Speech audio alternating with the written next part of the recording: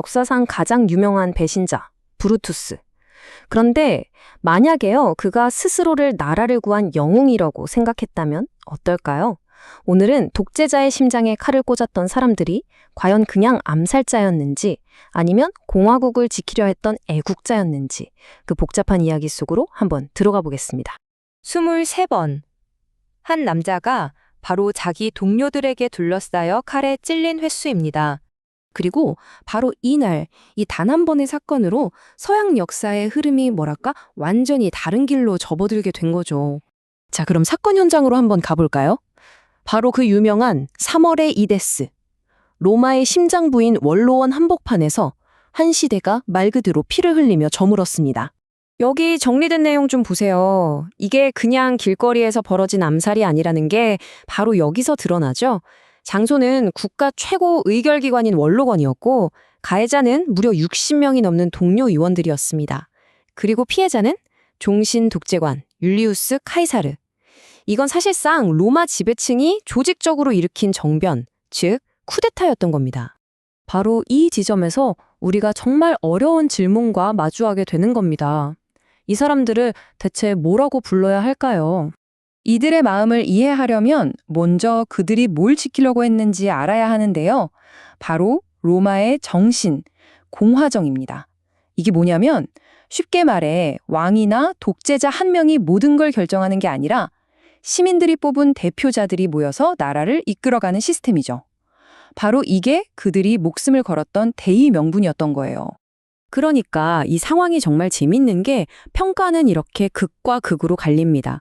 한쪽에서는 나라의 지도자를 죽인 배신자들이라고 하고 다른 한쪽에선 독재를 막으려 한 영웅들이라고 하죠. 보는 관점에 따라서 살인자가 되기도 수호자가 되기도 하는 겁니다. 아니 도대체 왜 그랬을까요? 로마 최고의 엘리트들이 왜 이런 극단적인 방법을 썼을까요? 그들의 입장에 대해서 한번 생각해 보려면 당시 카이사르가 어떻게 절대 권력을 향해 달려가고 있었는지를 봐야 합니다. 이 목록 좀 보세요. 이게 그냥 나 힘 좀 세다 자랑하는 수준이 아니에요. 하나하나가 전부 공화국의 전통을 무너뜨리는 행동들이었거든요. 자기 얼굴을 동전에 새기는 건 원래 왕이나 하는 짓이었고 원로원을 그냥 무시해버리고 군대를 사병처럼 부렸죠. 그리고 결정적으로 스스로를 종신 독재관으로 임명합니다. 원래 로마에서 독재관이라는 게 비상시에만 6개월 임기로 잠깐 맡는 합법적인 자리였어요. 근데 여기에 종신, 즉 죽을 때까지 하겠다는 단어가 붙는 순간 이건 얘기가 완전히 달라지는 거죠. 사실상 왕이 되겠다는 선언이나 마찬가지였습니다. 역사학자 에드워드 와츠가 이 상황을 진짜 기가 막히게 요약했는데요. 결국 카이사르라는 한 개인의 야망이 공화국이라는 시스템 위에 서려고 하는 순간 원로원 의원들은 이걸 엄청난 위기로 받아들인 겁니다. 그러니까 이런 위협 앞에서 브루투스 같은 사람들은 이대로는 안 된다고 생각한 겁니다. 자기들이 휘두르는 칼이 어떤 개인을 향한 증오가 아니라 무너져가는 공화국을 지탱하는 마지막 칼날이라고 굳게 믿었던 거죠. 그리고 이 사람들이 그냥 길거리 깡패들이 아니었다는 게 중요해요. 로마 최고의 명문가 출신의 존경받는 지식인, 또 전쟁 영웅들이었습니다. 한마디로 당시 로마 사회의 최고 엘리트들이었죠. 근데 진짜 놀라운 건 이런 대의를 위해 폭군을 죽여야 하는가 하는 고민이 고대 로마에만 있었던 게 아니라는 거예요. 지금 보시는 이 인용문은 무려 2000년이 지난 1944년 히틀러 암살을 시도했던 사람들의 동기를 설명하는 말입니다. 시대를 관통해서 이런 끔찍한 딜레마가 계속 반복되는 거죠.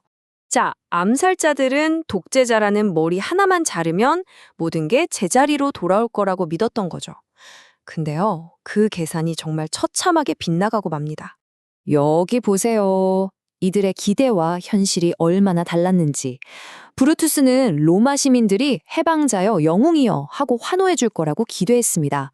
하지만 그가 마주한 건 뭐였을까요? 바로 자기들을 향한 시민들의 싸늘하고도 무서운 분노였습니다. 아니, 왜 화를 냈을까요? 그 이유를 알려면 당시 로마 서민들의 삶을 들여다봐야 해요. 귀족들은 잘 몰랐겠지만 당시 수많은 평민들은 빚더미에 앉아 있었고 당장 먹고 살기가 막막했습니다. 그런데 카이사르가 나타나서 빚을 깎아주고 땅을 나눠주고 대규모 공사를 일으켜서 일자리를 만들어줬거든요. 귀족들 눈에는 독재자였을지 몰라도 당장 먹고 살기 힘든 사람들한테 카이사르는 구원자나 마찬가지였던 겁니다. 자, 그래서 결론이 어떻게 됐냐? 이게 핵심입니다. 그들의 칼은 공화정을 구하지 못했어요. 오히려 엄청난 권력 공백을 만들었고 그 결과는 17년간의 끔찍한 내전이었습니다. 그리고 이 모든 혼란을 잠재우고 최종 승자가 된 사람이 누구냐? 바로 카이사르의 양아들 옥타비아누스였죠. 그는 아우구스투스라는 칭호를 받고 로마의 첫 번째 황제가 됩니다. 공화정을 지키려다 오히려 제국의 문을 활짝 열어준 셈이 된 거죠. 결국 이 브루투스의 이야기는 우리한테 참 씁쓸하고도 어려운 숙제를 던져줍니다. 좋은 의도가 언제나 좋은 결과를 가져오는 건 아니라는 아주 냉정한 교훈 말이죠. 이게 바로 이 사건의 가장 큰 비극이자 아이러니인 거죠. 공화정이라는 자유를 지키겠다는 그 숭고한 명분이 역설적으로 공화정의 숨통을 완전히 끊어버리고 훨씬 더 강력한 1인 지배체제를 불러왔다는 거예요. 그래서 이 모든 이야기는 결국 우리에게 하나의 질문을 남깁니다.